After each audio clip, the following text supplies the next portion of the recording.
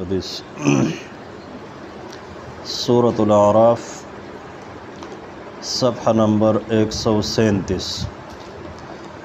اعوذ باللہ من الشیطان الرجیم بسم اللہ الرحمن الرحیم الف لام میم صاد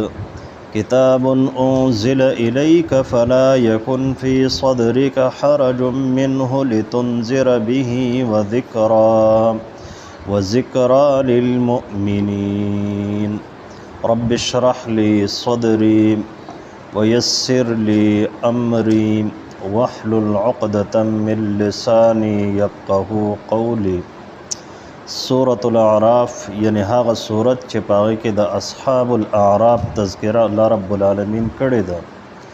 قیامت چې کله برپا شي او الله رب العالمین د انسانانو سره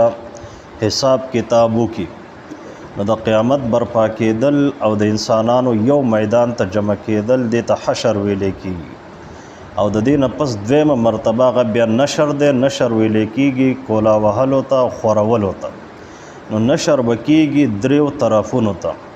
څه خوش قسمت خلق بدسي وي چې هغه به په اولنی فرصت کې الله رب العالمین جنت ته ولېږي او څه بد قسمت خلق بدسي وي چې الله رب العالمین به په اولنی فرصت کې جهنم ته ولېږي او څه خلق بدسي وي چې د هغوی نیکۍ او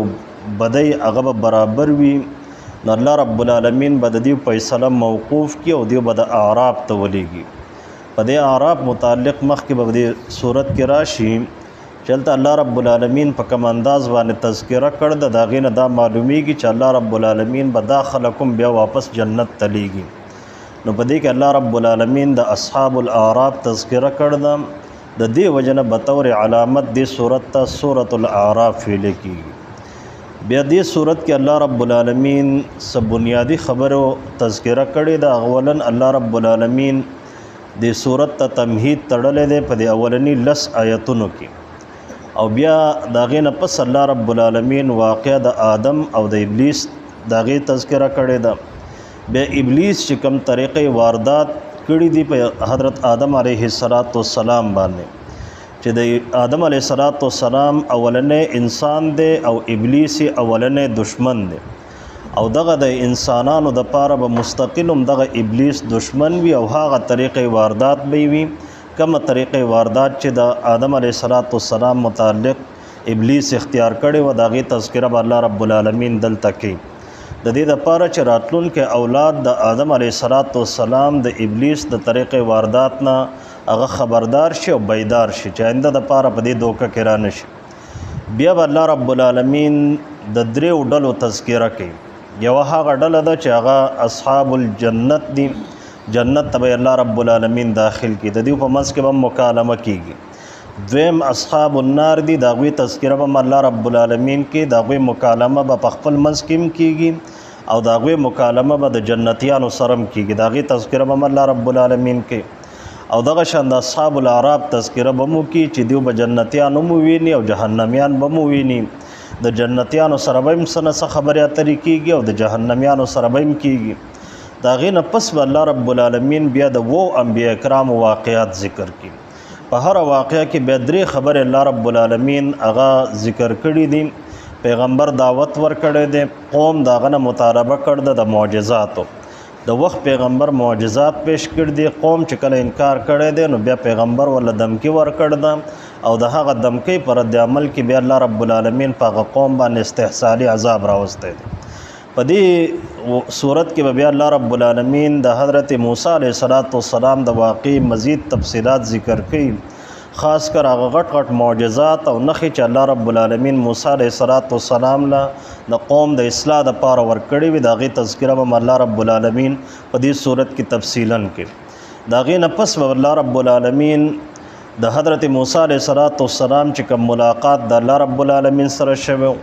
بیا د 70 کسانو یو وفد چې موسی علیه السلام بولی کوی تور ته او هغوی هلته لاړه د الله رب العالمین مکالمه د موسی علیه السلام سره په خپلو غوږونو واورېده او زړونو ته دا خبره کوش شوه چې واقعي دا کومه هستی چې هم کلام ده د موسی علیه السلام سره نو دا الله رب العالمین دی خو د خپل حدودو نه تجاوز کو بغاوت وکړو فورا دا خبره وکړه چې یاره موږ به تا د هغه وخت پورې نه منو تر څو پورې چې د الله رب العالمین موږ د سر په سترګو لیدلی نه وي نو بیا الله رب العالمین په هغوی باندې وقتي طور باندې مرګ راوسته موسی علیه السلام دعا کړ ده الله رب العالمین بیا را ژوندي کړي دي د هغې نه پس بیا الله رب العالمین د نبي علیه السلام د شریعت تذکره کړ ده چې ګوره داسې یو پیغمبر مې درلیږلی دی چې هغه په تاسو باندې ډیر زیات مهربانه دی ستاسو فواید هغه ته ډیر زیات خواږه دي تاسو دپاره چې کوم مشکلات دي نقصانات دي موجوده یا راتلونکي په هغې باندې هغه ډیر د خفګان اظهار کوي نو لہذا تاسو خپل ځان په هلاکت کې ما اچوئ چې ځان د هلاکت نه بچ کړي نو پیغمبر به خوشحاله شي او که تاسو ځان په هلاکت کې اچوئ نو تاسو پیغمبر ته تکلیف ورکوئ بیا د اسلام خصوصیات الله رب العالمین په دې صورت کې ذکر کړ دي چې د اسلام کې د اعتدال باندې بنا احکامات الله رب العالمین درکړ دي سخت احکامات پکې نشته چې انسان په هغې باندې عمل نشي کولی او نه پکې داسې احکامات شته چې انسان د هغې نه مسخره او ټوکه ټقاله جوړه کړي د اصحاب السبت تذکره الله رب العالمین کړ ده د موسی علیه السلام په شریعت کې قانون الله رب العالمین دا خو دی چې د هفتې په ورځ باندې به تاسو صرف او صرف د الله رب العالمین بندگی کوئ او جسمانی راحت به حاصلوئ شکار وغیره به نه کوئ بیا الله رب العالمین چې کله ازمایش راولي نو د ازمایش دپاره بیا الله رب العالمین اسباب ښکاره کوي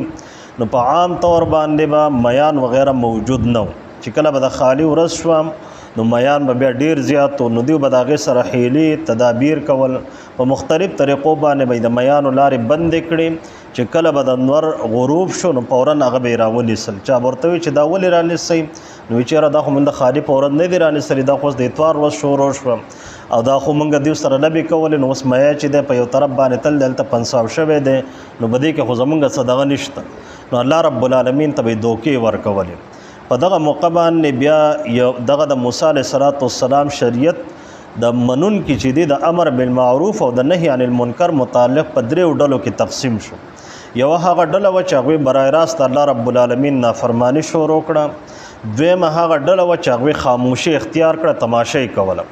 او دریمه هغه ډله وه چې هغه په تعداد کې ډیر کم و هغوی امر بالمعروف او نهي عن المنکر شروع کړه نو د دویمې ډلې ورته ووایي چې یاره تاسو ولې هغه خلک منع کوئ چې د هغې متعلق الله رب العالمین آلریډي د عذاب فیصله کړ ده نو دغه ذمه دارې ډلې ورته ووایي چې یاره موږ خو اولنی دا دی چې زموږ واعظ او نصیحت کوم امر بالمعروف او نهي عن المنکر کو ډیره ممکنه ده چې دیو زمونږ په دې خبره باندې دیو د دې ګناهونو نه بچ شي او د الله رب العالمین احکاماتو ته غاړه کړي او دویم دا ده که دیو منع کېږي یا نه منع کېږي خو کم از کم زه به الله رب العالمین ته عذر پیش کولی شم چې دغه صورتحال کې ما خپله ذمهداري ادا کړې ده بیا چې عذاب راغل دی نو د عام مفسرینو ترجیح هم دې طرف ته ده چې الله رب العالمین دا دواړه ډلې بربادي کړي دي کومه ډله چې په ګناهونو کې مبتلا وه دا هم الله رب العالمین برباده کړې ده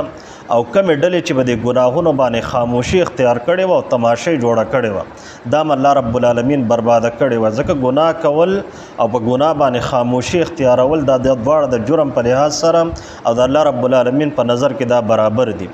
البته انسان به امر بالمعروف کوي نهي عن المنکر به کوي دا اور د ده د وجې نه مړ کېږي او که نه مړ کېږي خدای به خپله ذمهداري ادا کوي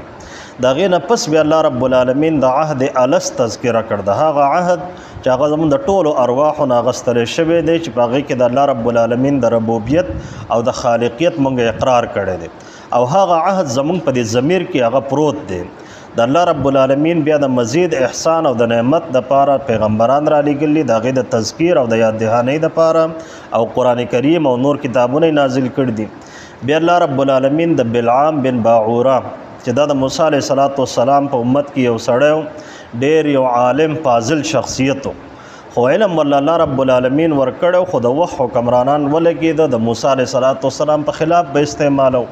مختلف فتوی به ورکولې په موسی باندې او د موسی په ملګرو باندې نو الله رب العالمین فرمایي چې دغه مثال د سپي سره الله رب العالمین ورکړ دی چې دا داسې یو سپی دی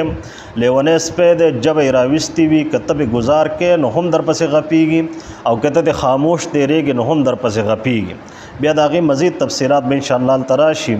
بیا الله رب العالمین انسان ته وایي چې تا نه ما سترګې درکړي دي، د سترګو نه کار واخله، زړه مې درکړ دی، د زړه نه کار واخله، غوږونه مې درکړ دي، د غوږونو نه کار واخله. که ته د دې نه کار نه اخلې نو ستا په نسبت باندې خو بیا هغه حیوانات هغه ډېر فایدهمند دي چې الله رب العالمین پیدا کړي دي، خو صرف عقل یې ورله نه دی ورکړی، نور هغه په دې باندې پوهېږي چې په کوم څیز کې خوالی دی او په کوم څیز کې بدوالی دی. دغه شان الله رب العالمین د آدم علیه السلام بیا تذکره کړې ده. په صورت د آخره کې بیا الله رب العالمین مزید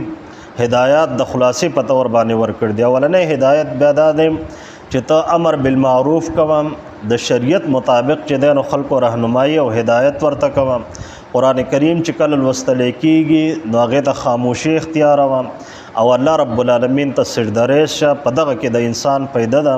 دا د دې صورت خلاصه ده. سبا چې نه ان شاء الله العزیز بیا به ترجمه د دې شروع کوو. واخر دعوانا الحمد لله رب العالمین. الحمد لله رب